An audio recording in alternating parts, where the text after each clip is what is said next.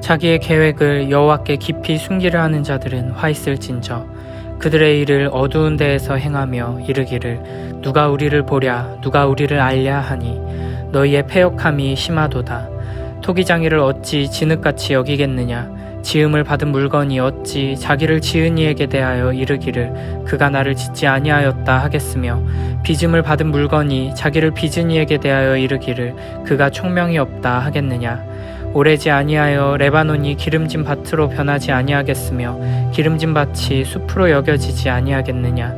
그날에 못 듣는 사람이 책의 말을 들을 것이며 어둡고 캄캄한 데에서 맹인의 눈이 볼 것이며 겸손한 자에게 여호와로 말미암아 기쁨이 더하겠고 사람 중 가난한 자가 이스라엘의 거룩하신 이로 말미암아 즐거워하리니 이는 강포한 자가 소멸되었으며 오만한 자가 그쳤으며 죄악의 기회를 엿보던 자가 다 끊어졌음이라.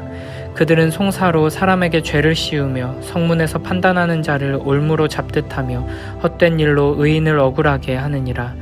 그러므로 아브라함을 구속하신 여호와께서 야곱 족속에 대하여 이같이 말씀하시되 야곱이 이제는 부끄러워하지 아니하겠고 그의 얼굴이 이제는 창백해지지 아니할 것이며 그의 자손은 내 손이 그 가운데에서 행한 것을 볼 때에 내 이름을 거룩하다 하며 야곱의 거룩한 일을 거룩하다 하며 이스라엘의 하나님을 경외할 것이며 마음이 혼미하던 자들도 청명하게 되며 원망하던 자들도 교훈을 받으리라 하셨느니라.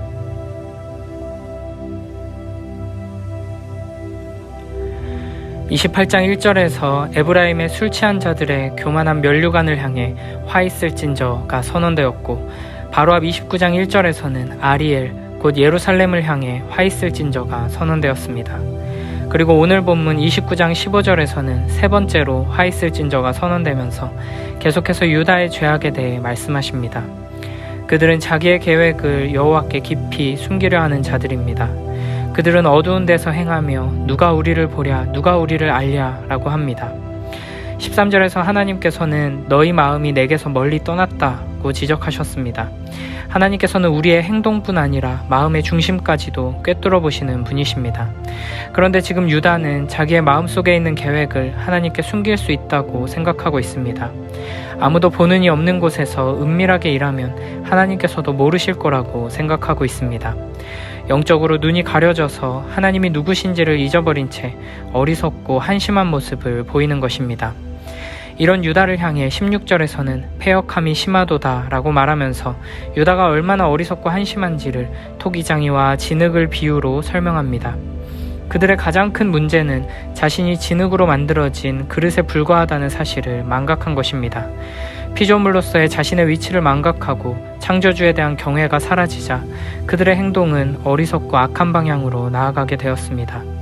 창조주 하나님을 진흙에 불과한 자기 자신과 똑같이 어리석은 존재로 여기니 더 이상 하나님을 두려워하지 않고 하나님을 속일 수 있다고 생각하게 되는 것입니다. 우리는 참으로 하나님을 하나님으로 바르게 믿어야 합니다.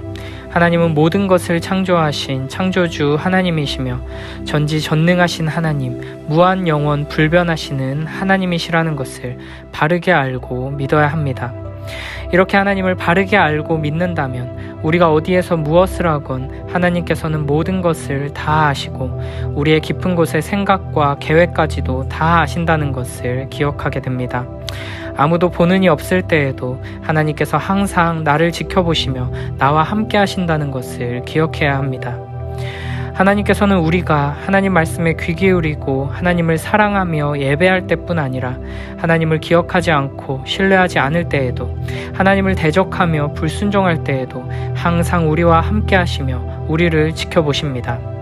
무한한 능력과 무한한 지혜로 항상 우리를 지켜보시는 하나님을 기억하며 어려울 때에는 위로를 얻고 죄의 유혹 앞에 연약할 때에는 겸손함과 두려움으로 나아가야 할 것입니다. 이렇게 나의 모든 것을 다 하시고 이 세상 모든 역사를 주관하시는 하나님, 온 우주 만물을 창조하시고 통치하시고 다스리시는 능력의 하나님을 믿고 바라보는 자들은 그 하나님께서 나의 아버지가 되셔서 나를 돌보시고 인도하신다는 사실에 감사하며 하나님께서 말씀을 통해 보여주시는 회복의 약속을 붙들고 하루하루를 살아가는 은혜를 누리게 됩니다. 17절부터 21절을 보면 악한 자들을 심판하시고 겸손한 자들은 회복시키시는 하나님의 역사에 대해 말합니다. 17절에 레바논은 기름진 밭으로 변하고 기름진 밭은 숲으로 변하는 놀라운 역전이 일어납니다. 이 세상 사람들은 세상의 가치들, 돈과 힘과 권력 같은 것들이 항상 승리할 것이라고 생각합니다. 그러나 그날에 하나님께서는 이 모든 것들을 뒤집어 엎으실 것입니다. 놀라운 역전이 일어나게 될 것입니다. 18절에 그날이 오면 못 듣는 사람이 책의 말을 들을 것이고 어둡고 캄캄한 데에서 맹인의 눈이 보게 될 것이라고 말합니다. 앞서 11절에서는 눈먼 지도자들로 인해 하나님의 말씀이 봉인된 책이 되었다고 했는데 그날이 오면 하나님의 말씀을 듣고 깨닫는 자들, 생명을 얻는 자들이 나오게 될 것입니다. 이 세상의 악한 질서를 뒤집어 엎고 하나님 나라의 질서로 새롭게 하는 일은 이 세상의 힘과 권력, 정치나 종교, 지식이나 지혜로 가능하지 않습니다. 오직 하나님의 말씀이 들려지고 하나님의 말씀을 통해 하나님의 비전을 보게 될 때 귀가 열리고 눈이 뜨인 사람들을 통해 하나님 나라가 임하고 하나님 나라의 역전이 이루어지게 되는 것입니다. 19절에서는 겸손한 자에게 여호와로 말미암은 기쁨이 더하고 가난한 자에게 이스라엘의 거룩하신 이로 말미암은 즐거움이 가득할 것이라고 말씀하십니다. 겸손한 자, 가난한 자는 하나님 나라 백성들을 의미합니다.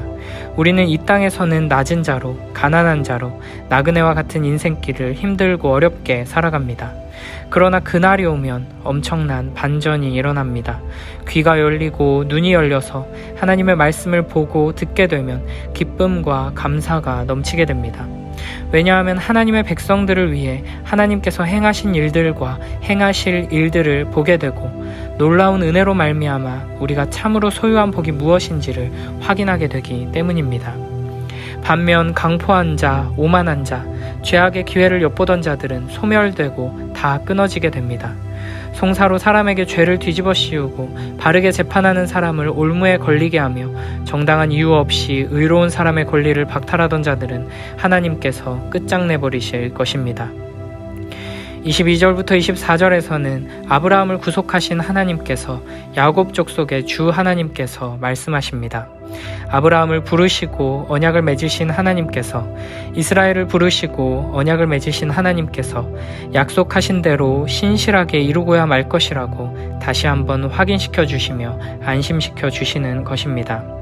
이제 야곱이 다시는 부끄러움을 당하지 않을 것이고 이제 그의 얼굴이 다시는 수모 때문에 창백해지지 않을 것입니다. 너희는 내가 약속대로 이룬 것을 보고 나를 찬송하게 될 것이다 라고 말씀하십니다.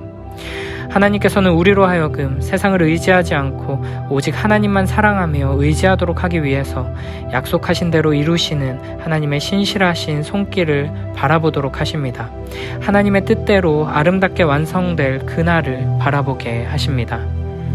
하나님께서는 사랑하는 자녀들의 눈을 뜨게 하시고 귀를 열어주셔서 하나님의 말씀을 보고 듣게 하십니다.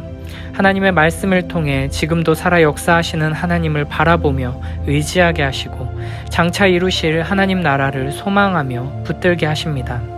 그날에 하나님의 무서운 심판의 불길에 멸망하는 패역한 자, 강포한 자, 오만한 자가 되지 않기 위해서는 매일매일 하나님의 말씀을 읽고 묵상하고 배우기에 힘써야 합니다. 우리에게 주어진 하루하루의 삶을 아무 생각 없이 그저 열심히 최선을 다해 살아가다 보면 세상이 우리에게 들려주는 것들만 듣고 세상이 우리에게 보여주는 것들만 보며 살아가다 보면 우리는 어느새 세상을 위해 세상을 살아가는 세상 사람이 되어버릴 것입니다. 세상 가치와 세상 원리가 이 세상의 전부인 양 살아가는 어리석은 자가 되어버릴 것입니다. 그러므로 우리는 하나님의 말씀을 더욱 굳게 붙들어야 합니다.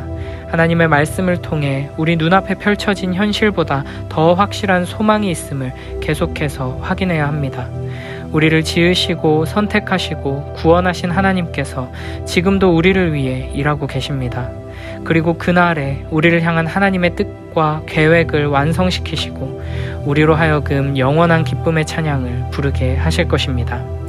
이 약속을 굳게 붙들고 그날을 바라보며 하나님 말씀 따라 그 나라를 향해 한 걸음 한 걸음 나아가는 우리 모두가 되길 바랍니다.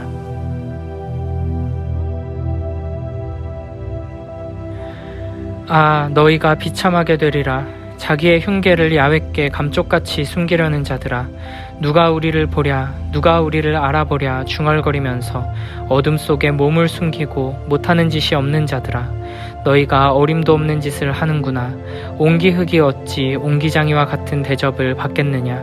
작품이 제작자를 두고 그가 나를 만들지 않았다고 말할 수 있느냐. 옹기그릇이 옹기장이를 두고 그의 재주는 형편없다고 말할 수 있느냐. 이제 머지않아 레바논은 과수원이 되고 과수원은 수풀이 되고 말리라.